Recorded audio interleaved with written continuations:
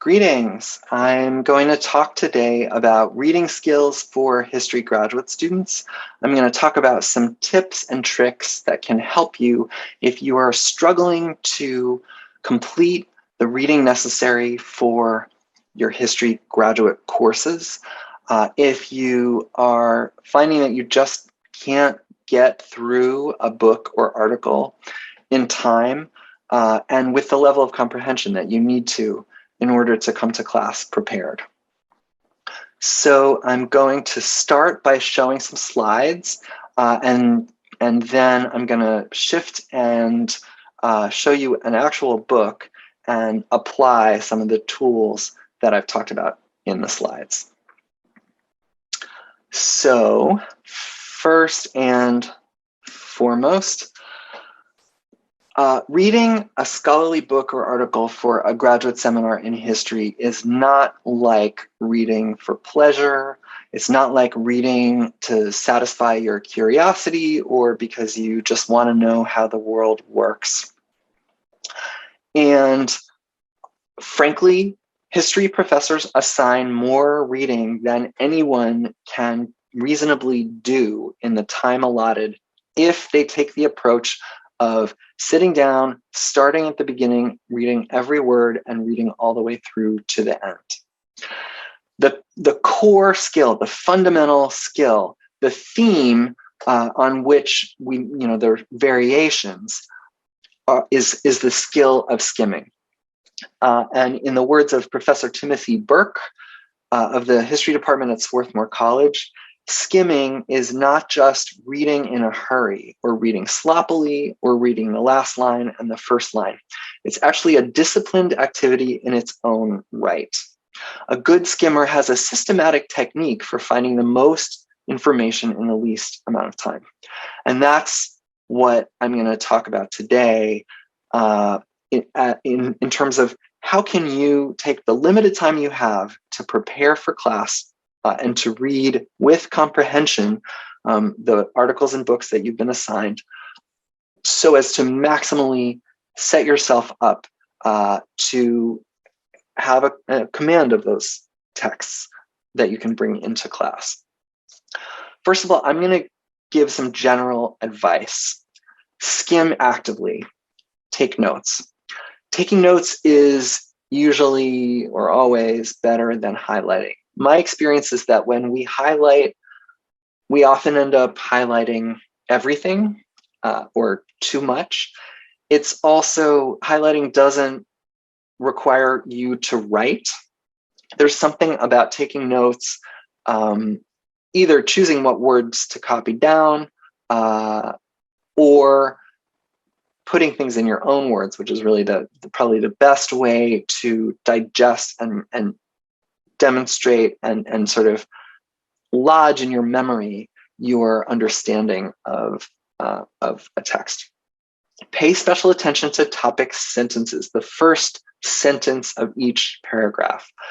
You could go all the way through the introduction to a book reading just the topic sentences before you return to read every word.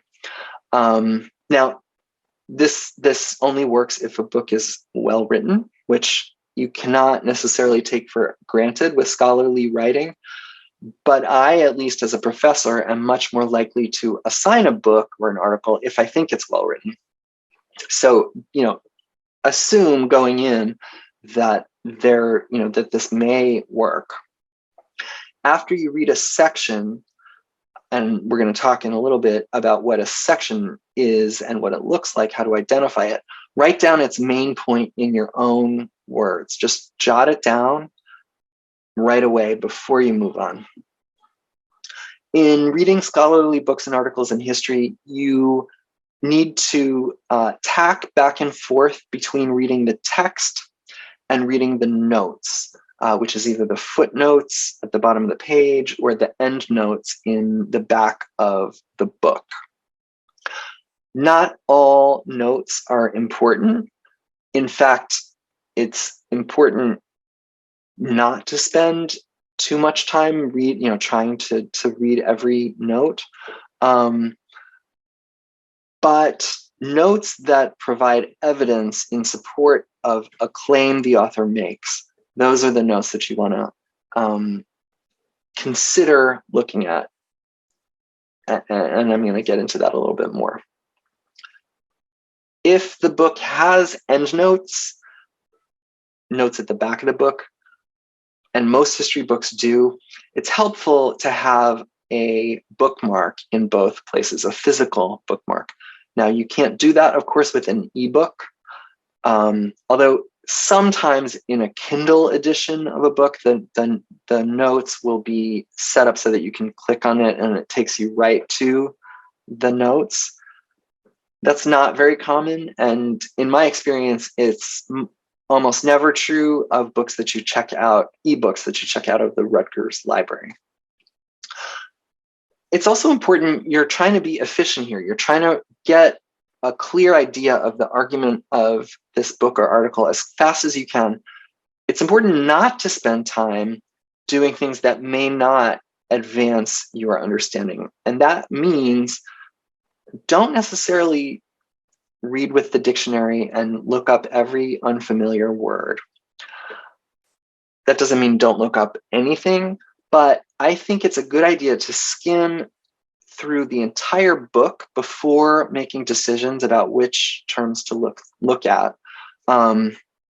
Because oftentimes a word that is specialized jargon may not really be crucial to comprehending the argument. So I advise being sparing about how much time you spend on looking up things you don't know.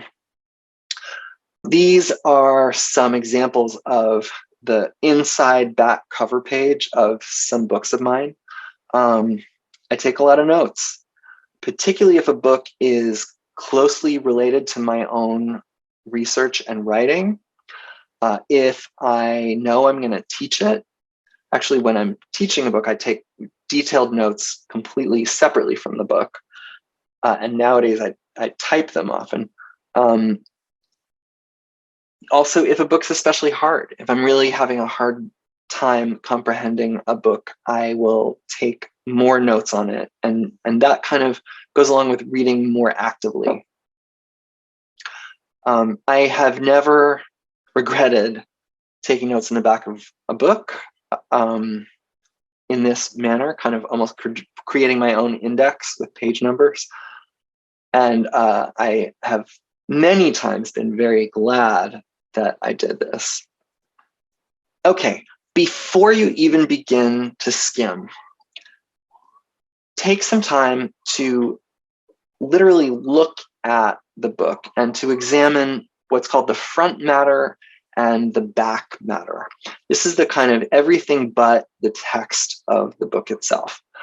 So that includes the title page, the copyright page, the table of contents, any list that there might be of figures, maps, diagrams, the acknowledgments, which may be at the front of the text, front of the book, or at the back of the book, the notes, especially any kind of message that there might be at the beginning of the notes before the first note. Sometimes there's a list of abbreviations, for example. And look at the index. This might seem counterintuitive, but an index can actually be a really useful tool to kind of guide your skimming of the book and give you a sense of what things the author thinks are important. What are the terms that have a long list of references throughout the entire book? Or what are the terms that there are many, many, many subheadings underneath? You can kind of get a sense of what ideas might be most important to the book. If the index is good. Not all indexes are equally good, but many are quite good in academic books. Note the sequence of the chapters by looking at their titles, right? A book has a central argument and chapters each have their own arguments, but there's also the kind of arc, the trajectory of the book from beginning to end. I say consider, especially if you're struggling, literally going through the entire book from beginning to end, turning every single page, and only reading the section headings, the images and their captions, and other cues other than the text itself before you begin skimming the text. The purpose of skimming is, above all, to understand the argument of the book or article. Every scholarly work in history both makes arguments and provides evidence to support those arguments. What distinguishes an argument from a descriptive statement of fact or an observation is that someone could logically argue against that argument.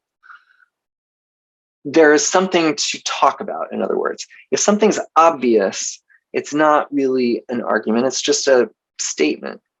An argument is something that is at least potentially controversial. It's a claim that one could discuss or dispute or question. The main argument of a book or chapter or article is sometimes called its thesis. In a good fraction of scholarly books in history, the thesis of each chapter is kind of summarized in the first few pages and or the last few pages of each chapter. It's not always true, but it's true often enough that it's worth taking the time to look for it in those two places as you read. Finally, for a book and for each chapter in the book, I say read the introduction and conclusion first. This isn't cheating. On the contrary, knowing where the author lands, where the plane lands, where the story winds up, and what conclusions the author reaches may help you as you're reading or skimming to sort important from unimportant material. So, it can help inform your skimming. It can help make your skimming more effective and efficient. As you read, you want to look for cues by which the author signals that you're reaching the main argument. And these cues often will come in the first few pages of a book or article. This is an article, a classic article on transnationalism that appeared in American Quarterly in 2008. And as with many articles, the clearest sort of statement of the main argument, the thesis of the article, comes within the first few pages, but not actually at the very beginning. You can see here this sentence that I've marked off says, in this article, we argue against writing histories or analyses that take national boundaries as fixed, implicitly timeless, or even always meaningful, and for a quite different role for history writing and criticism, one that directly challenges the nation by revealing nationalism as ideology. That's a clear statement of here is what the argument of this article is. And they don't get to it until the third page. This article begins with a discussion of transnationalism, the different ways that people have used that term, some reflections on possible, almost kind of setting the stage, clearing their throats, getting going, explaining here at the bottom of the second page, here's how we came to write this article and why it, was the product of a particular conference and so on and so forth. And here at the end of this paragraph on page 3, they state in this article, we're going to argue the following. And then the next paragraph also articulates, we want to suggest that. That's, another cue. We will argue here a few lines later. And then the last sentence of that paragraph says, we want to suggest that, right? These are all cues that you've reached the main argument, and that's the moment to take a note. Within chapters or articles, you want to note subheads and section breaks. So in this article, Transnationalism, it's not like once you've read what the main argument is, you can stop. There are, for example, 3 sections within the article, each with its own subhead. And this is what I mean by subhead, where it says Indian country here, right? Where there's a break in the text and then a heading that is not, it's not the chapter title. It's one level down from that. It's the section head within the chapter. And section breaks are important ways that authors communicate, these are the chunks that my argument can be broken down into, or these are the building blocks that I'm using to assemble my argument. Often a section, like a chapter, will have some sort of articulation of its main point at the beginning and at the end, or at least a transition into and out of that section. Sometimes section breaks do not have a subhead, and I've put an example of that on the right-hand side. In other words, a paragraph ends, and then there's white space, and then there's another paragraph that just begins. This is often something that happens at the end of a book chapter to kind of mark off the conclusion. Sometimes there'll be, instead of just white space, there'll be like a star or a series of stars. And this can be a clue that you're about to have 3 or 4 or 5 or 2 paragraphs wrapping up the chapter, summing up what came before, reflecting on it, and transitioning out of this chapter into the next one. So again, it's important to kind of recognize these cues as you approach a history book or article, in order to have a sense of, what's the structure of this work, this secondary source, this book or article. I suggest that you consider filling out a sheet like this for each book that you read, especially if you're having a hard time. I borrowed this form from Professor Emily Skidmore at Texas Tech University in the history department. I think it's a fantastic device to kind of force you to take the right kinds of notes, the notes that are going to be useful to you going into class, having prepared sufficiently to understand this text. Project or purpose, there's a space at the top for that.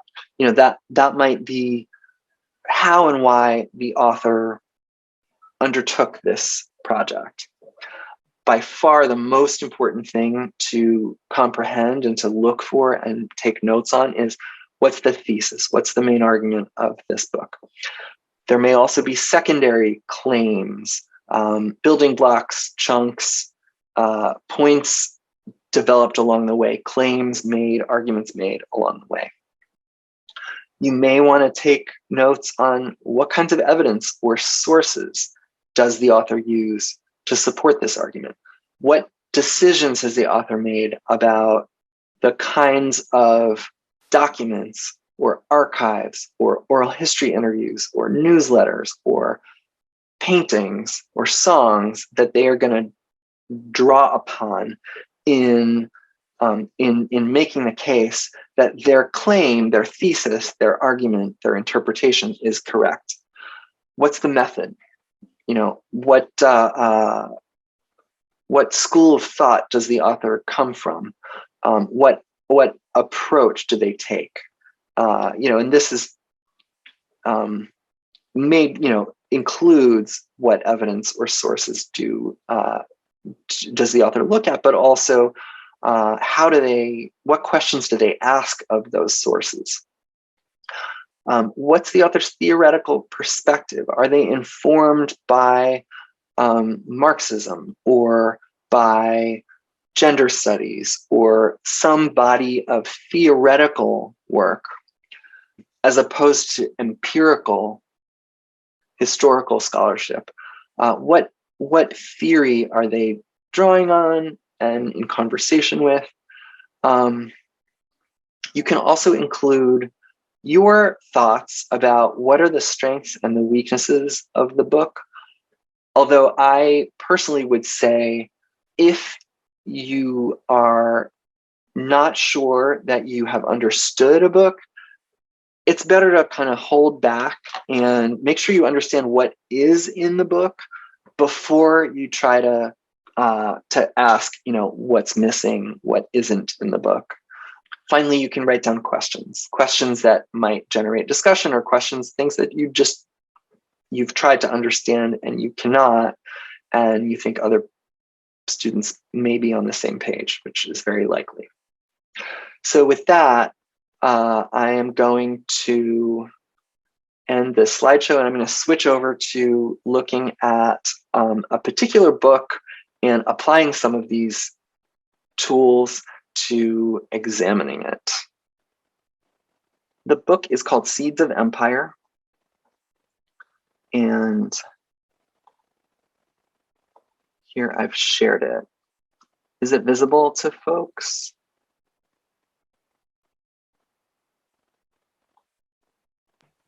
Yes. Awesome. Okay, thank you.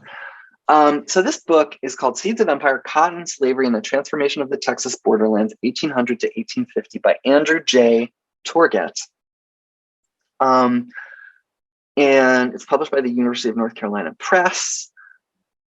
Publication date is 2015.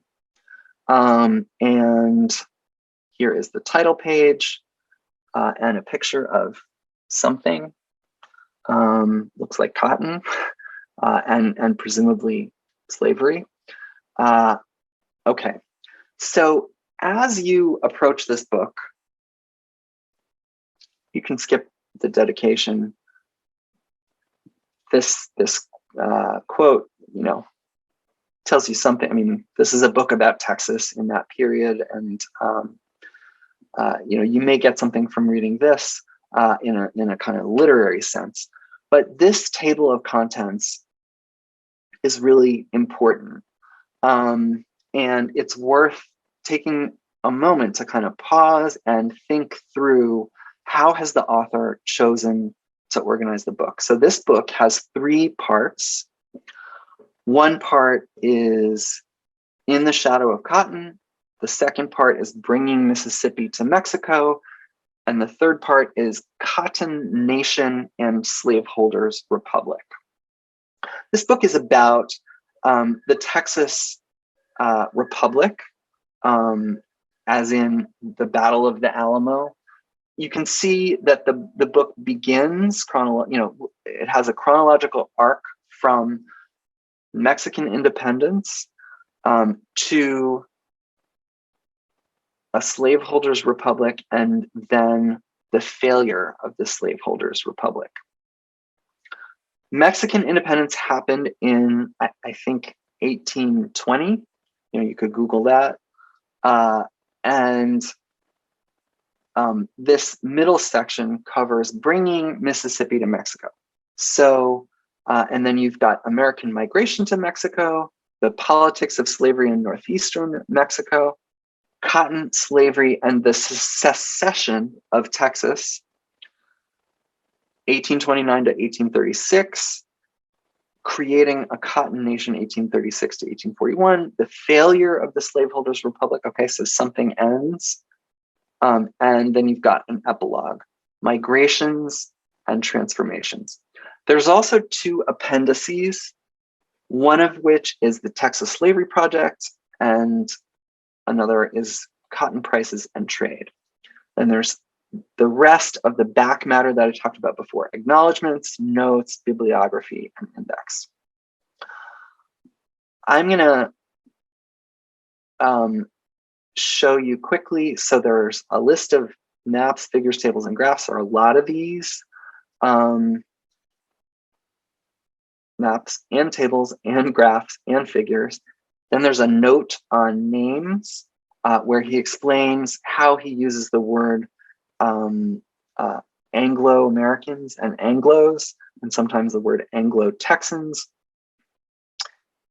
He says, perhaps most important, I describe Texas as a borderlands territory. That's significant because the word borderlands is in the title of the book. So that's right there.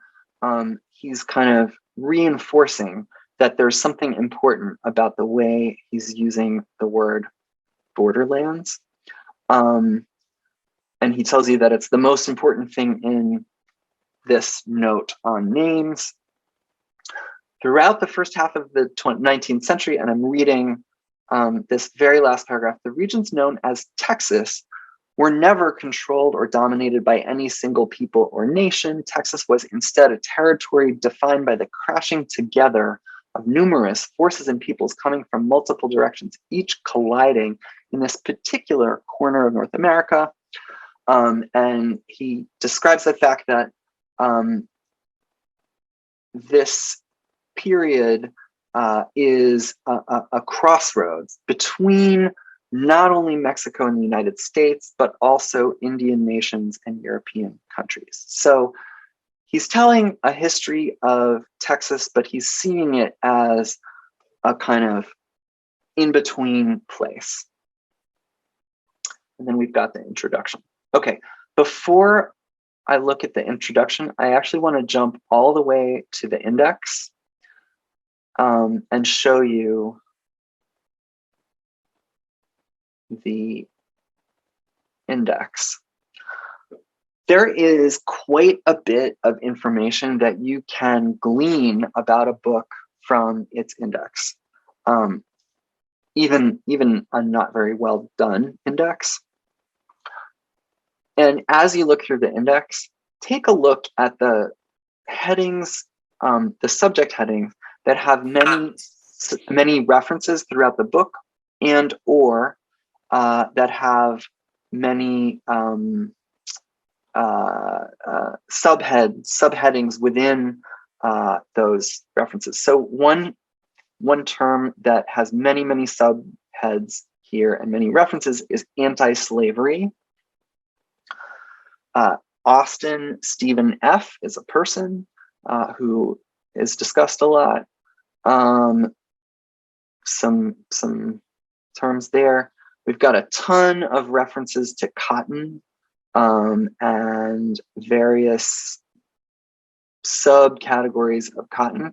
These are terms that are typically either chosen by the author or chosen by an expert indexer who has given the book the purpose of the index is to make the book usable. And it is perfectly reasonable to read the index before you even read the rest of the book. Got Great Britain, Indians, Louisiana, Mexican national government. That's got a lot of references. And then Mexico and Mexico City and migration to Mexico and migration to Republic of Texas. Okay, we're getting some sense, of how this borderland, what the components that he's envisioning are. Under Mexican national government, if you read these subheads, outlaws slavery. That's interesting, right? Because this, we've seen that slavery is in the title. That seems like it might be something important. We've got migration to Republic of Texas from United States and migration to Mexico of Americans. All right, we've got a bunch more place names. Newspapers influences migration. Republic of Texas. And here, as precursor to Confederacy, interesting. And slavery, tons of pages here. And cotton, tons of pages there. And then a bunch of other references. We've got some names, some more place names. Slavery, tons of references here. Tejanos, which he defined in that note on names at the top. That's clearly a group that he discusses at length. Texas Revolution, United States has all of these sea annexations. So these are he says if you're coming here to look for the term United States, what you're looking for might actually be under these other terms, such as annexation or U.S. government. We've got U.S. government here. And then some more place names. Okay. I wanted to just go through that entire index because I really think that it provides you a remarkable amount of information about what the significant terms are in reading this book. It's also worth looking at the notes. And in this case, there's a list of abbreviations at the top of the notes before the first notes begin. Looking at these notes, what do you notice? Does anyone want to make an observation?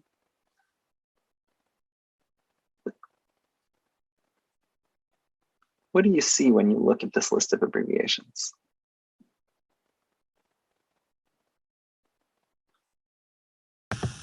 A lot of archives. A lot of archives, yes, totally. A lot of archives. And some of them are in Mexico, and some of them are in Texas, and some of them are in other parts of the United States.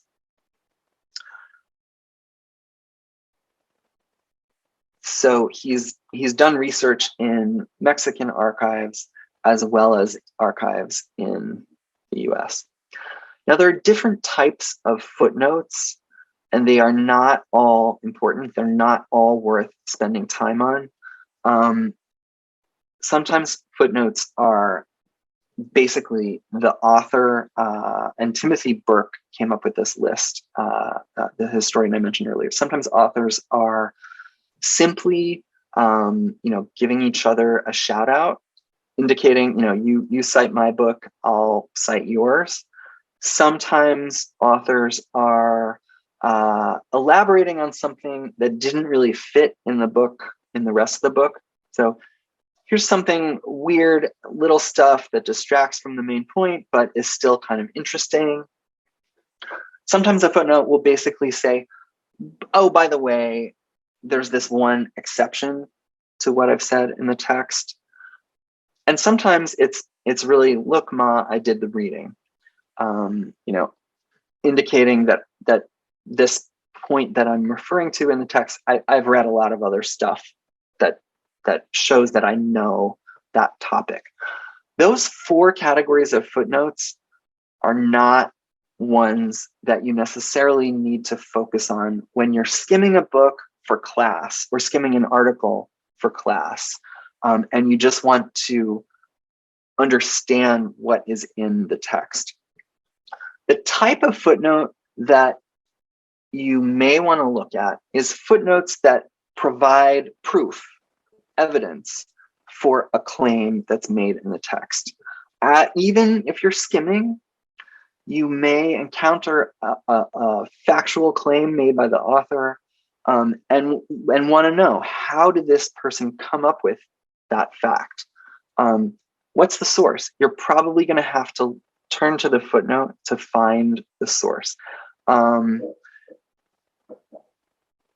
Okay. All right. So now, having done all of this preparation, I'm going to go back to the introduction. I picked this book because it's a fairly typical scholarly book. It's got footnotes. It's got, it's written well and clearly, but it doesn't just give you the argument right at the outset. The introduction begins with a scene, setting a scene. Riding 2 stolen horses and a mule, 3 runaway slaves, Marion, Richard, and Tevye, waded across the Sabine River during the depths of winter in late 1819. We've got a story about 3 people doing something, it's narrative rather than analytical. It is not advancing an argument at this point. It's just telling a story. The next paragraph says, not far beyond the Sabine, the runaways came upon a detachment of Spanish soldiers camped along the roadside. So more story or narrative. The next paragraph, and you can see I'm only reading the first sentence of each paragraph. The runaways soon had a chance to tell their story. James Kirkham, having guessed where his slaves had gone, set out to reclaim them in November 1820 on the same road that guided the runaways. Yet, Austin did not ride alone. Okay, well, I've missed the reference to Austin. I may want to go back and figure out where was Austin referenced. And here it is, Moses Austin. Okay.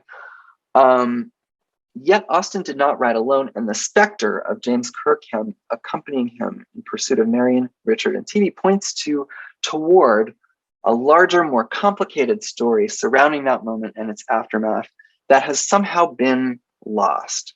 Okay, so this tells you I'm wrapping up the story and I'm shifting gears and I'm starting to tell you what my argument is. So having noticed that Austin is important, I'm going to stop here and go back and look at this previous paragraph.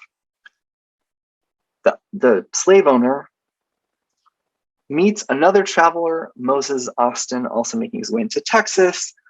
The 2 men decide to travel together, setting out on a journey that would become famous when Austin asked for and received permission from Spanish authorities to begin settling American families in Texas. Opening the territory to immigration from the United States would turn out to have momentous consequences. Momentous consequence. Okay, here we've got an argument. And Austin's ride to San Antonio has since become widely known as one of the pivotal moments in the history of the US-Mexican borderlands. Now, this is an argument, but it's not the author's argument. Because he said this phrase has since become widely known as, he's telling you, this is what other scholars have said. Again, he's shifting from telling a story to setting up the moment where he unveils his own argument. Indeed, Austin's proposal to offer Americans cheap land in northern New Spain has provided historians ever since, bingo, again, this is what came before Andrew Torget, started, doing my research and writing my book. It has provided historians an elegant shorthand for explaining the beginning of American movements into what would become Mexican territory, a story so easily compressed into the fateful journey of a particular man. Yet Austin did not ride alone, and the fact that this other slave owner was also there points to a larger, more complicated story that has been lost. More than Austin, Kirkham and the runaways, those 3 enslaved people, represented broad and powerful changes, remaking the entire Gulf Coast of North America during the first half of the 19th century. Okay, so here, for the first time, he is advancing his own argument. Now, he's not signposting it by saying, my argument is, but from internal context, by doing the kind of really intense delving into the language of this introduction, you can sort of get a sense that the words like broad and powerful changes, remaking the entire, that kind of thing signals that the author is making an argument, a claim that could potentially be disputed, a claim that's controversial, a claim potentially with a counter argument, an intervention into scholarly literature. Then the author goes on. Austin came to Texas, for example, because hundreds of thousands of men like Kirkham had already made their way to the southwestern edge of the United States throughout the late 1810s as part of a massive expansion in American cotton farming. Cotton, nice. We know this book is about cotton in part.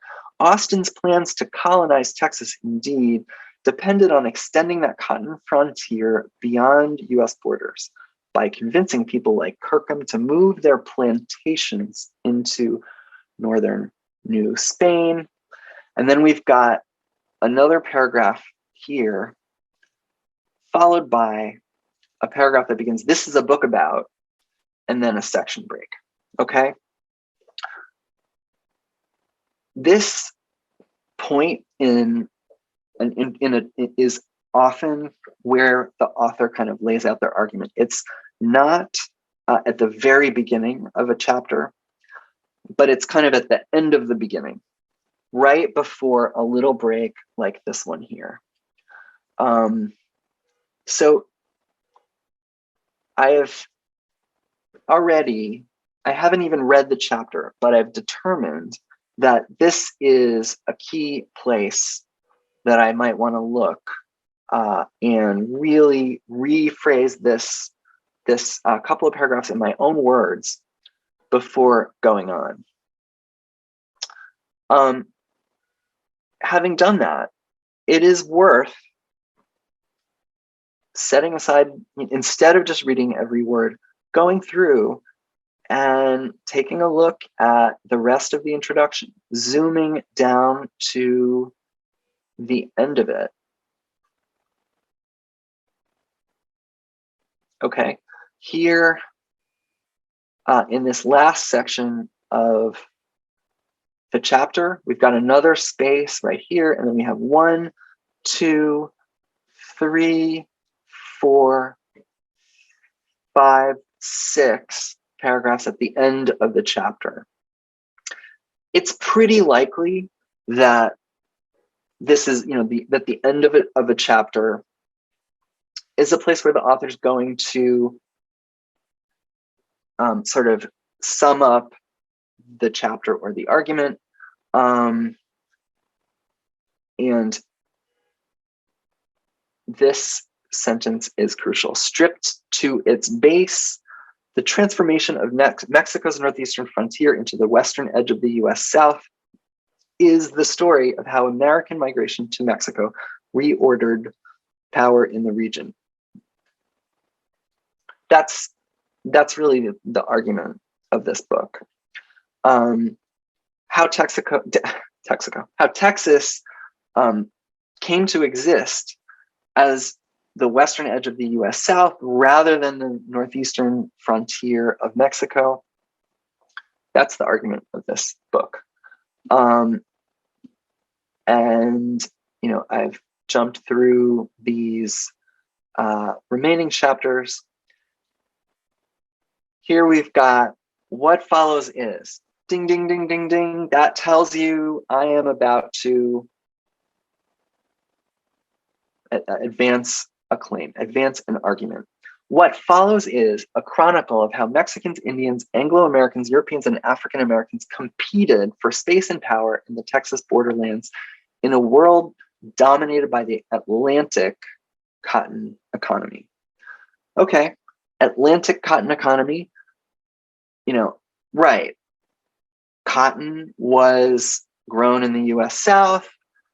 It was, just sort of going back even to my high school history, right? Triangle trade. We've got the forced migration of enslaved people from Africa, from West Africa to the US South, and the cotton economy. So I kind of bring that to bear on my reading. Okay, this story begins in San Antonio on the eve of Mexican independence from Spain, at a moment when struggles between Indians, Spaniards, and Americans for control of the region reached a flashpoint. Flashpoint is like focus, and focus or turning point, or moment of transition. And then during the decades that followed, numerous other people and nations joined the fray, each failing in their attempt to master the region, even as the demands of cotton and slavery slowly tightened their hold on the territory. We've got a summary of the whole book's argument right here at the end of the introduction. Very commonplace for it to appear. What emerges is a detailed history that dwells on the contested nature of these lands, where the clashing of people and ideas about the future of North America brought enormous consequences for both the United States and Mexico. I have read very little of this book. This is a book of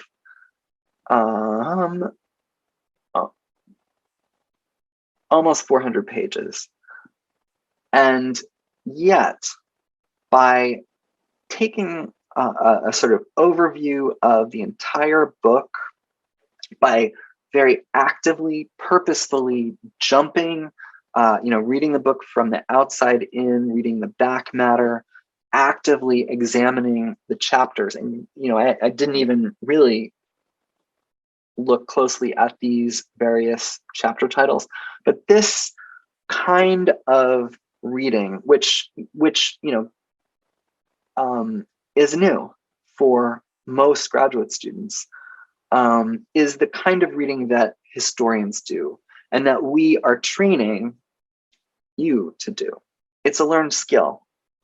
It's something that, I couldn't always do.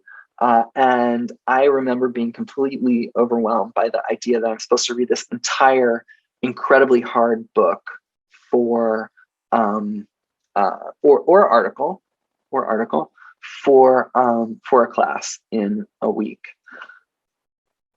Now, I have a lot of practice, and you don't necessarily, but this gives you a little bit of a sense of ways that you can kind of jumpstart the process of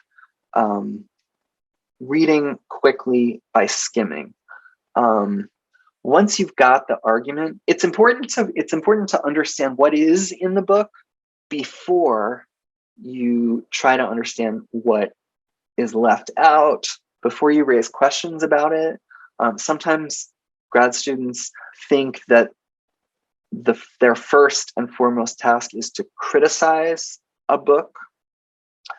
It's true that we want you to learn how to put a book in context, but the first and most important task is to understand its arguments, and the evidence brought to bear in support of those arguments before you evaluate your disagreement or agreement with the argument. This map also tells you a lot. You've got Comanches, Caddos, Huecos, Tonkawas, Karankawas. These are indigenous groups. You've got US states and you've got Mexican states. Texas borderlands in 1820, and two different kinds of roads, lightly traveled and heavier use. Making use of this scholarly apparatus surrounding the book gives you a way to make your reading much more efficient. And I would probably, if I were reading this book, not for class, but just for myself, I would go now and read the epilogue, Migrations and Transformations. Because this isn't my century, this isn't my period. I don't really need necessarily to read every single word of this book. but I want to know where it wraps up. So I'm going to jump to the epilogue, which is short enough that I can get through it in a manageable amount of time. And then I will probably use the introduction and the epilogue to kind of guide my decisions about how I want to spend the rest of my reading time on these remaining chapters. Perhaps choosing a particular chapter that I want to spend extra time on, for whatever reason. Maybe I'm going to write focus on that chapter in my response paper, or maybe it connects to something I'm especially interested in. We are about out of time as far as how long this was scheduled, but I took longer with the book than I intended to, but I'm happy to try to answer questions if folks have questions. You can either jump in or jump into the chat.